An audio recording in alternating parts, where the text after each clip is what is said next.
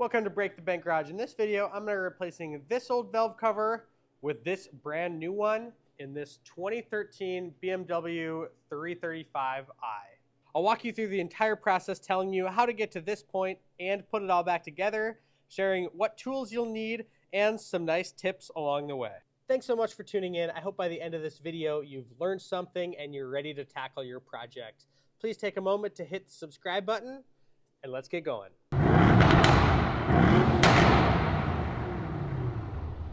So when you open the hood and you remove the engine cover just by pulling up, you'll notice right away all of these fuel lines going to the fuel injectors, and they're over the valve cover. So that means we are going to have to remove these high pressure fuel lines.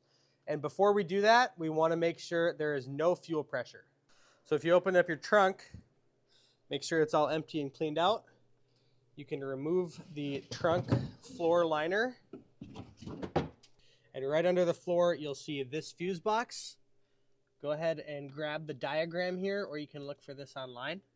And then on the back of the fuse box diagram, you'll see right here, that is for fuel. So these are the fuses that correspond to our fuel. So we're just gonna worry about the big one, which is 165. So if we turn this around, we can see there's different fuse boxes. We're in the trunk. So looking at this diagram, it looks just like the box we're looking at.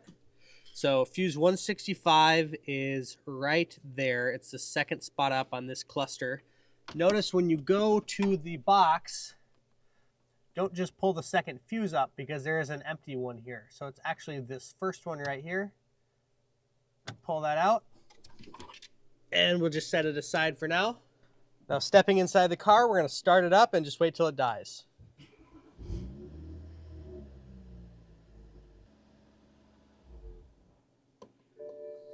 There we go. Just died. Not going to start again because there's no fuel. Now with the fuel pressure alleviated, we want to disconnect the battery because we're going to be dealing with some big power lines up front under the hood. So take a 10 millimeter and loosen up the negative terminal here. Just take that off and tuck it out of the way. Now we'll work on removing this whole cowl so that we have full access to the engine bay. There are 6 total of these 10 millimeter plastic lockers. These just turn 90 degrees to the side and then they're unlocked. Once you get those unlocked, these will lift out of the way.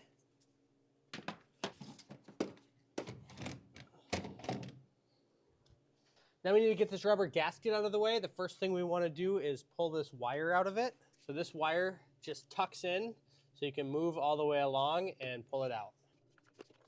Now the entire piece can just be separated from the plastic.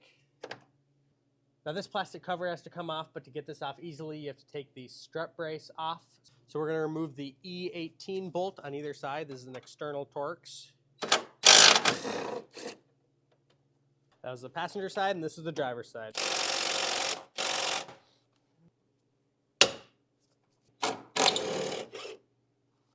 Now with a pry tool, we can remove these 2 rubber covers. And inside those 2 holes, we have 2 more E18s to loosen up.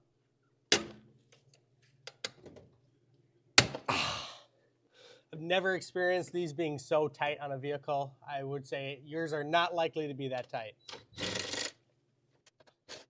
Now this whole thing can be lifted out.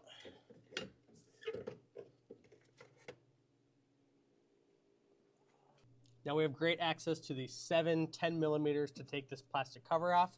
We have 1, 2, 3, 4, 5, 6, 7.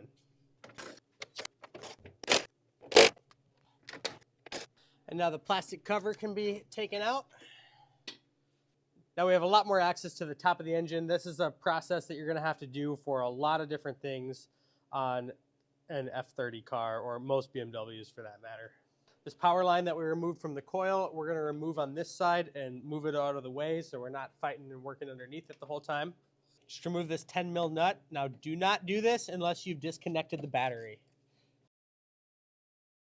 Now there are lots of wires, hoses, fuel lines and stuff going over this valve cover. There's not a specific order that you have to remove all of them. I'm just going to go pretty much from front to back and remove one thing at a time. We'll pull this PCV breather off. This can be kind of a challenge. A little pick tool is the best way to do it.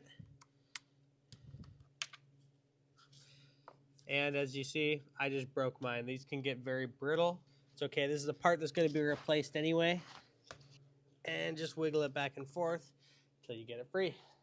Now this line right here is the pinch type. These are pretty common on BMWs. It can be hard to kind of get your fingers down there though. Be careful with this one. Make sure you don't crack it. This one's, I'm just kind of rotating it off to the side, but you don't want to bend it too much where it's going to crack. If you want to be extra safe with this one and don't want to bend it too much or risk cracking it to getting out of the way, if you look down to the right of the alternator, you can see down there where it connects. And mine, if I just kind of wiggle it, it comes right off that nipple. And I can pull it up out of the way, set it aside in a safe spot. Now this plug here can be disconnected. You just have to pinch the top here on either side and it releases the connection.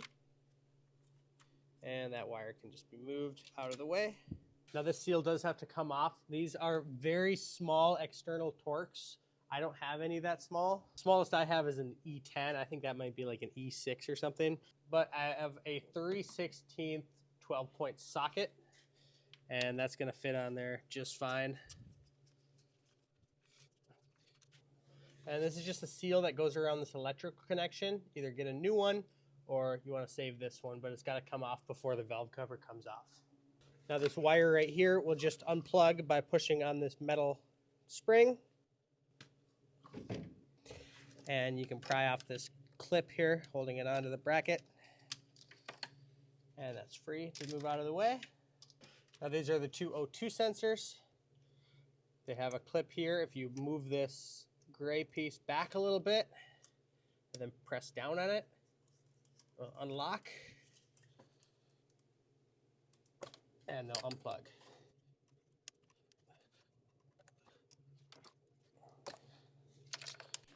Now a single T30 will remove this bracket that was holding on the O2 sensor plugs.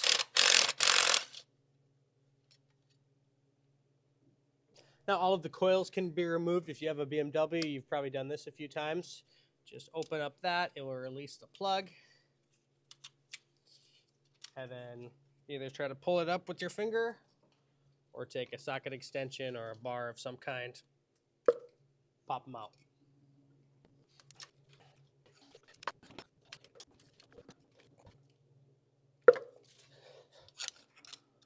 Now we have to disconnect all of the fuel injectors. So you want to be delicate with these fuel injector plugs, but it's pretty simple. On the back side of each of the fuel injector female ends of the plug, so toward the back of the car, there's this little flange here, and the male end of the plug is connected there. So if you put a little bit of upward pressure, just pull up on the wires a little bit, and then take a pick right in here, you can wiggle it out. Now just repeat that for all of the fuel injectors.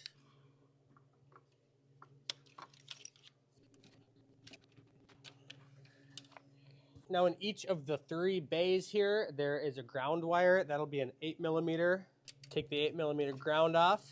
And just be careful not to drop this nut. This is just a nut on a stud. Don't drop it in at all.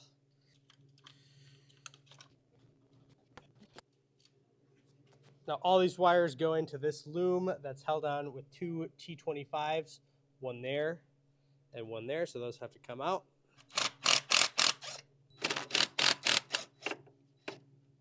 Now the whole thing will be loose and it can just be moved completely out of the way. Now along the side, you'll have this one hose, and this is just a press fit, so that can just come right off. This one's not a hose, that's just a plug. Then along the back, this wire comes and clips onto the valve cover.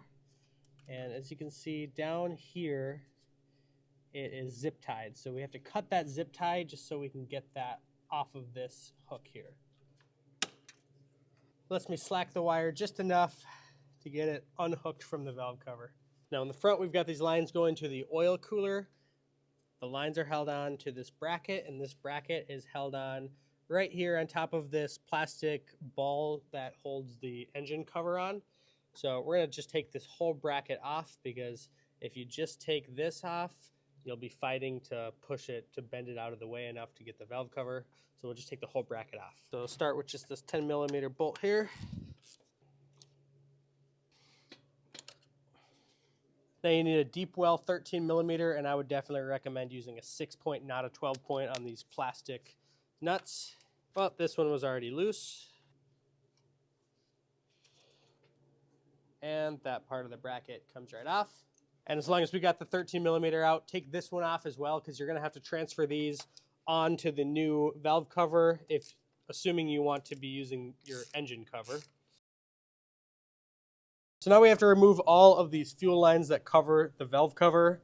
You can either do this by removing all 12 of these nuts, 6 on either side, and just taking the smaller lines off. But you're still going to have the fuel rail here, and it might be a little tight for space, and you got to take more off. So what I'm going to do is just remove the 6 on this side. Then I'll remove the fuel rail connection here. I'll disconnect the fuel sensor here, fuel pressure sensor, and then there are 4 bolts that hold on the fuel rail. Then I can take the fuel rail off with all of these lines still attached to it. Now there may still be a little pressure in the fuel lines. There's definitely going to be some fuel in there. So I'm going to start with this 17 mil and wrap it in a rag. Just going to loosen that up and catch any fuel that might drip. Now these wires just are held in with these little plastic clips. They can be moved out of the way. And the plastic clips can be pulled off, kind of push down, get the bottom out, and then pull up. Now it's the 4 11mm that have to come out here. Now you can take this side of all the lines off with a 14 mil and just be ready to catch any fuel that comes out.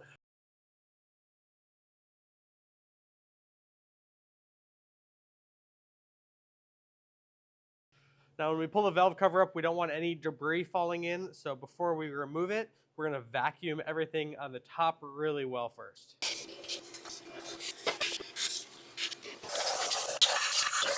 Now with an E10 socket and I got a swivel extension, I'm just going to start with any of the ones that I can reach easily and just loosen them by hand. If you are going to be reusing the valve cover and just switching the gasket, you need to follow a specific sequence to loosen this so that you don't warp it, but I'm going to be replacing the whole thing.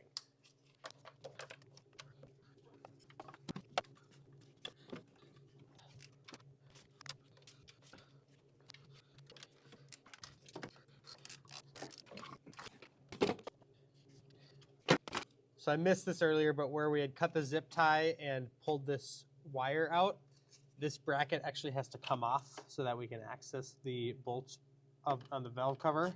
So this is a T25.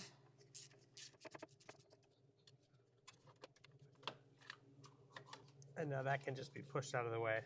So I was able to get to all of them except that back corner with just a swivel extension. I'm going to put a swivel adapter on just to get that last one.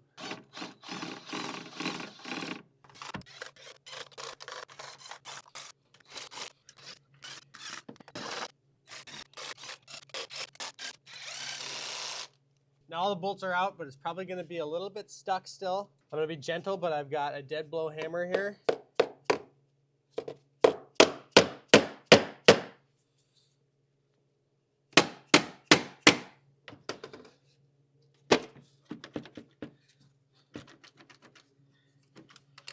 You have to pull, but you don't want to totally force it because sometimes these screws can hang up a little bit. So if you're in doubt at all, just back them out a little bit more. Maybe they didn't get fully out.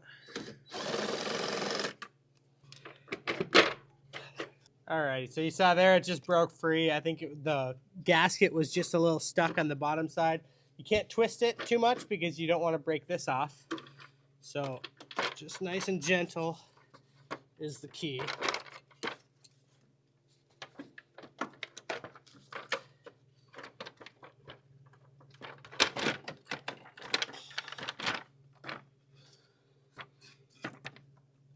So I'm sure that this was the original valve cover and gasket.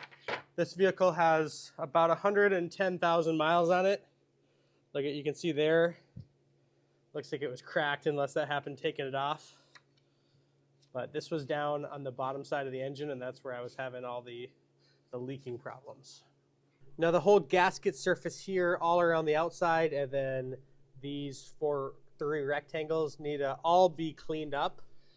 You can see there's just a lot of stuff on there, and you don't want that to be getting in the way of your new gasket. So always wipe outward. I'm gonna start by just going around the whole thing with a towel. All right, I've got the surface all cleaned up using a microfiber towel with some brake clean. Now I'm ready to put the new valve cover on. On the new valve cover, I'm gonna make sure that the gasket is seated in properly. I wanna make sure that it's in there nice and snug so it's not gonna kind of fall out as you're trying to put it in. Now I'm gonna try to get right over the top and put this thing down as gently and evenly as possible. I don't want to scratch or break anything, and I don't want to pull the gasket out of the valve cover. Nice and slow, trying to figure out where it's getting hung up each step of the way. I'm gonna go around and start all of the threads by hand, not tightening anything down, just starting them by hand. So now I've got my torque wrench set to 6 foot-pounds or 72 inch-pounds, and I'm gonna follow the sequence up on screen and just torque them all down.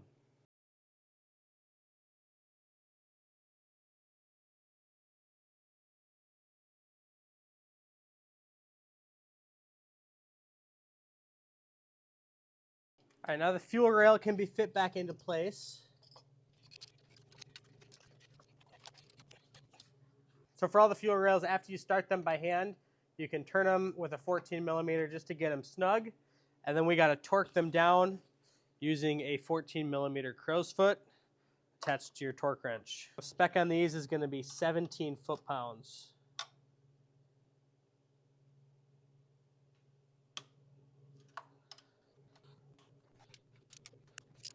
Then we'll do the same thing with this nut. Start it on by hand, and you'll need a 17mm crow's foot. And the spec on this one is 22 foot-pounds.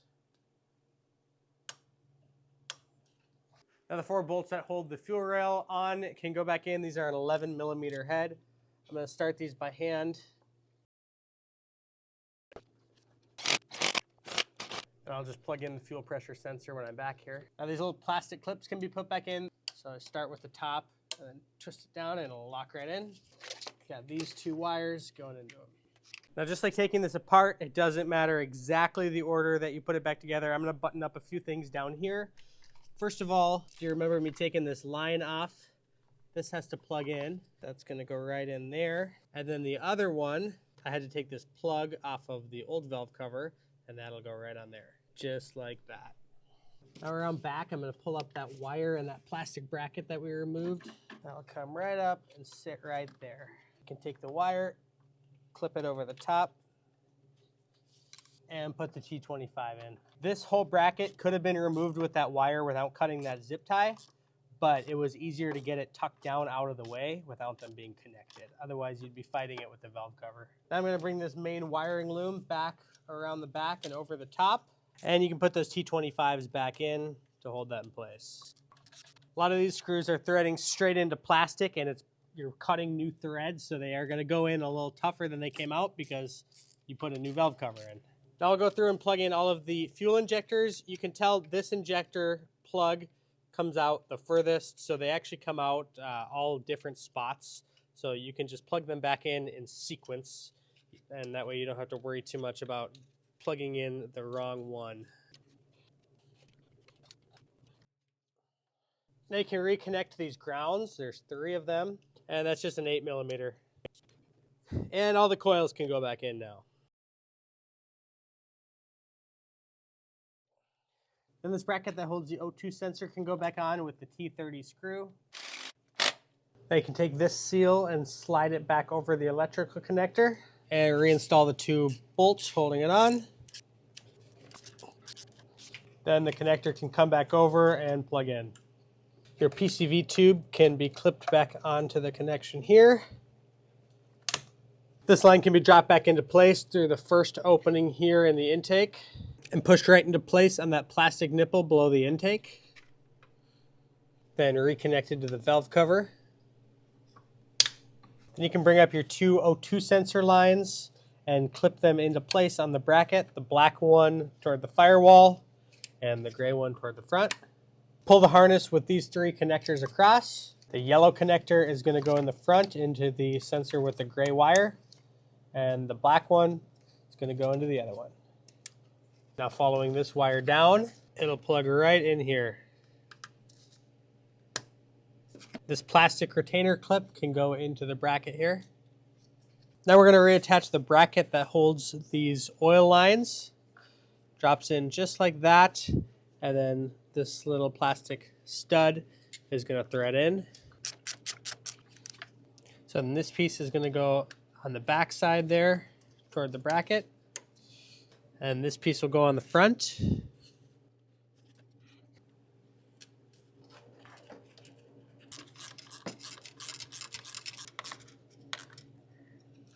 Then we have the other one of these that we took out of the valve cover earlier.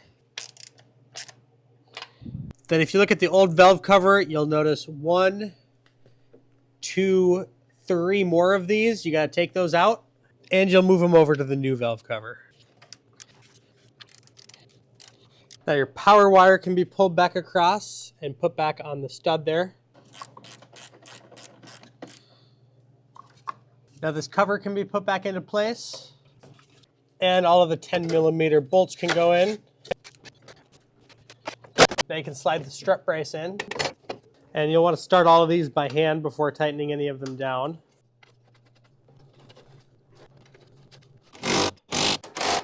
Now go ahead and pop these two rubber covers back in. Now the slit in this rubber gasket is going to go right onto this lip here. Now take this wire and just tuck it into this lip here. If you get it started, then you can just pull your finger along to open it up and tuck the wire in as you slide along. Now for these covers on either side, have your 10mm socket handy. You don't even need a wrench, just the socket. And make sure that these are all open.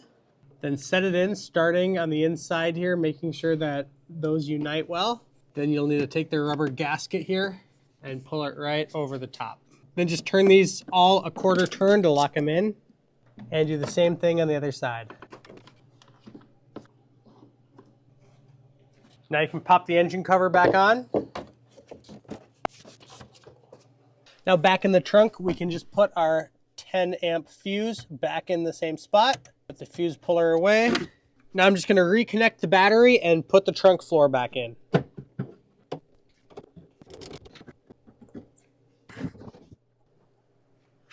And just remember, since we did remove the valve cover, some additional oil probably leaked out and will be on the exhaust. So when you first start the car back up, you're probably going to get a little bit of smell and smoke coming from this area. Don't be alarmed, it should go away as soon as that all burns off. Thank you so much for watching. If you found this video helpful or entertaining, please subscribe to the channel and like the video. If you got any questions, just leave a comment below, and I try to get back to everybody. Now I'm going to throw a few videos up on screen that I think you might enjoy.